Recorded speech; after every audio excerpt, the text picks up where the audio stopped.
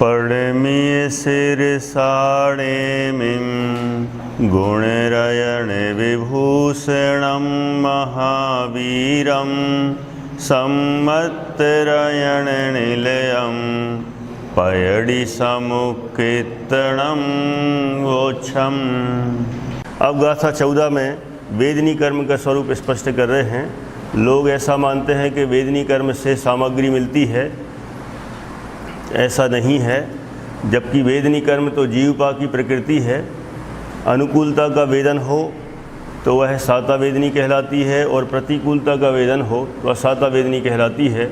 बाह्य सामग्री से वेदनी कर्म का कोई संबंध नहीं है, यह गाथा 14 में बता रहे हैं।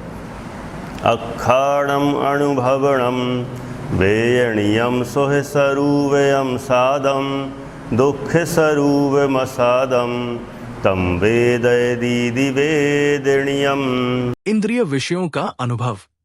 सुखरूप कहा साता वेदन, दुख स्वरूप असाता वेदन। वेदनीय का भेद कथन। 14 सरलार्थ। पंचेंद्रिय विषयों का अनुभवन वेदनीय है, जैसे स्पर्शन इंद्रिय का वेदन ठंडा गरम आदि, रसना इंद्रिय का मीठा कैसाला आदि, घ्राण इंद्रिय का वेदन सुगंध दुर्गंध, चक्षु इंद्रिय का वेदन अच्छा बुरा देखना, और कर्ण इंद्रिय के वेदन से सुनना आदि का वेदन यानी अनुभव करते हैं, उसको वेदनीय कर्म कहा है। ये वेदनीय कर्म 2 प्रकार का है, साता वेदनीय और असाता वेदनीय। 5 इंद्रिय के विषय का सुख स्वरूप का वेदन करना साता वेदनीय है।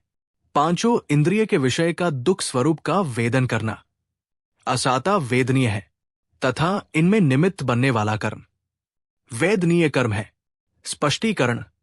वेदनीय कर्म जीव विपाकी या कथनचित पुद्गल विपाकी प्रकृति होने से, वास्तव में इसका संबंध बाह्य सामग्री से नहीं, वरन जीव के अपने परिणामों या कथनचित शरीर से है। क्षेत्र से क्षेत्रांतर होते हुए अपनी अपनी योग्यता अनुसार कर्मों के नोकर्म रूप में जो भी सामग्री अपने संयोग में आती है, जो भी परिस्थिति बनती है, उसमें इष्ट या अनुकूल वेदन में निमित्त होने वाला कर्म साता वेदनीय, तथा अनिष्ट या प्रतिकूल वेदन में निमित्त होने वाला कर्म असाता वेदनीय है। दुनिया में सब प्रकार की सामग्री क्रियावती शक्ति से क्षेत्र से क्षेत्रांतर हो रही है। इस कर्म का सीधा संबंध बाह्य सामग्री से जोड़ने पर, अर्थात इस कर्म के उदय में बाह्य सामग्री मिलती है, ऐसा मानने पर अनेकों प्रश्न उपस्थित होते हैं, जिनका उत्तर हमारे पास नहीं है। 1.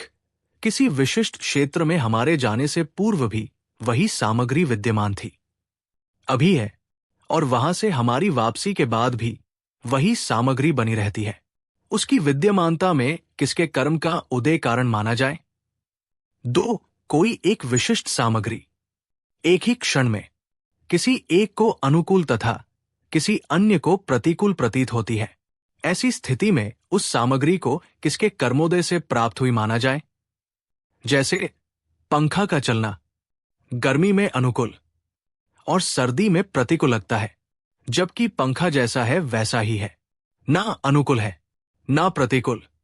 यदि हमारे साता का उदय है तो अनुकूल लगेगा, यदि असाता का उदय है तो प्रतिकूल लगेगा। बाहर की सामग्री जैसी है वैसी है, वो अच्छी बुरी नहीं होती। 3.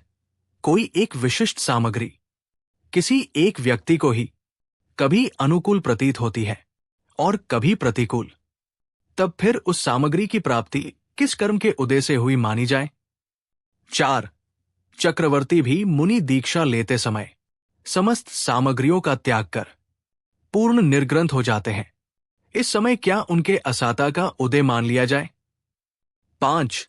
स्वर्ग आदि में उत्तरोत्तर बाह्य परिग्रह कम होता जाता है और इंद्रियजन्य सुख बढ़ता जाता है। इसका कारण क्या है? 6. समस्त सामग्रियां आहार वर्गणा के कार्य है और वेदनीय कर्म कार्मन वर्गणा का कार्य है। दोनों में पारस्परिक अन्योन्याभाव है, तब फिर कर्म के उदय में सामग्री कैसे मिल सकती है? 7. घर परिवार के किसी एक सदस्य का देहावसान हो जाने पर भी उसके द्वारा अर्जित सामग्रियां यही रह जाती हैं, तो क्या उसके पुण्य पाप यही रह गए हैं? क्या किसी एक के पुण्य पाप दूसरे को भोगने के लिए यही रह जाते हैं? इसलिए बाह्य सामग्री से पुण्य पाप का साता साता का कोई संबंध नहीं है, बल्कि साता असाता का पुण्य पाप का संबंध जीव के अपने परिणामों से है, क्योंकि साता असाता वेदनीय जीव विपाकी प्रकृति है। कथनचित पुदगल विपाकी कहा, वो शरीर के कारण कहा है, बाकी बाह्य सामग्रियों से पुण्य पाप का कोई संबंध नहीं है। इत्यादि अनेकानेक तथ्यों से यह स्पष्ट है कि वास्तव में किसी विशिष्ट वस्तु या परिस्थिति का प्राप्त होना वेदनीय कर्म का कार्य नहीं है, वरन वो अनुकूल प्रतिकूल लगना वेदनीय कर्म का कार्य है। अपनी अपनी योग्यता अनुसार एकत्रित हुई वस्तुएं या बनी हुई परिस्थितियां तो वेदनीय कर्म की नोकर्म है। उनके साथ जीव और कर्म का निमित्त नैमित्तिक संबंध होने के कारण मात्र उपचार से वे वेदनीय कर्म का कार्य कह दी जाती है। वास्तव में तो असमान जातीय द्रव्य पर्याय के अतिरिक्त कोई भी बाह्य पदार्थ कर्म के उदय में प्राप्त नहीं होता है। अंतिम निर्णय बाहर की सामग्री से कोई फर्क नहीं पड़ता है, अंदर के वेदन से ही वेदनीय कर्म का संबंध है। ऐसा जानकर हम सही स्वरूप को समझे और वेदनीय कर्म को जाने। इस प्रकरण को समझने से लाभ: 1. साता असाता के वेदन का संबंध वस्तुओं या परिस्थितियों के साथ नहीं है, ये समझ में आ जाने पर उन्हें मिलाने या हटाने संबंधी हमारे निरर्थक प्रयास समाप्त हो जाते हैं, जिससे अन्याय, अनीति, असदाचार आदि रूप दुष्प्रवृत्तियां नष्ट होकर जीवन शुद्ध, सात्विक, सदाचारमय हो जाता है। 2. इसी आधार पर पदार्थों का अधिकाधिक संग्रह करने की बुद्धि नष्ट हो जाती है तथा संतोषी सदा सुखी की सूक्ति जीवन में चरितार्थ होने लगती है। 3.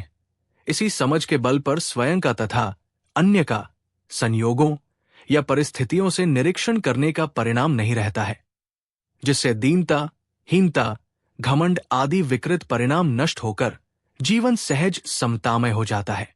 4. वास्तव में कोई असाता के उदय से पापी या साता के उदय से पुण्यात्मा नहीं होता है, वरन पापरिणामों से पापी, पुण्य परिणामों से पुण्यात्मा तथा धर्म रूप से परिणत होने पर ही धर्मात्मा होता है।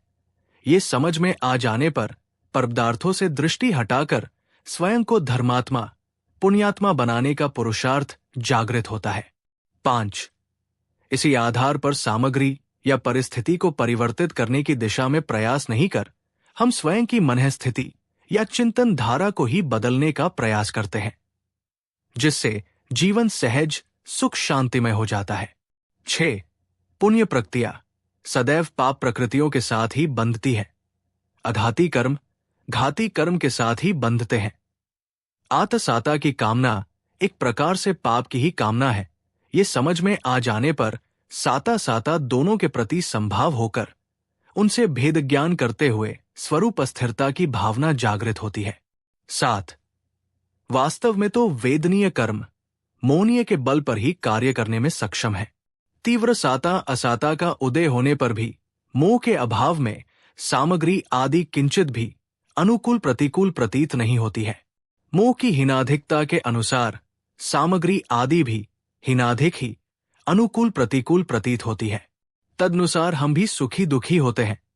ये समझ में आ जाने पर हम सुखी होने के लिए सामग्री आदि में परिवर्तन न कर मोह को ही नष्ट करने के लिए वस्तु स्वरूप का यथार्थ निर्णय कर स्वरूपरमणता का पुरुषार्थ करते हैं, जिससे जीवन अतीन्द्रिय आनंदमय हो जाता है।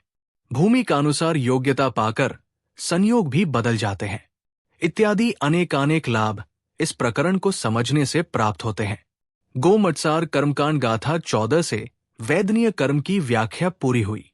ये व्याख्या डॉक्टर प्रवीण जी शास्त्री जी के व्याख्यान का आधार लेकर तैयार करी है। यदि आपको ये ज्ञान उपयोगी लगा हो तो वीडियो को लाइक, शेयर और चैनल को सब्सक्राइब जरूर करें। जिनवाणी माता की जय।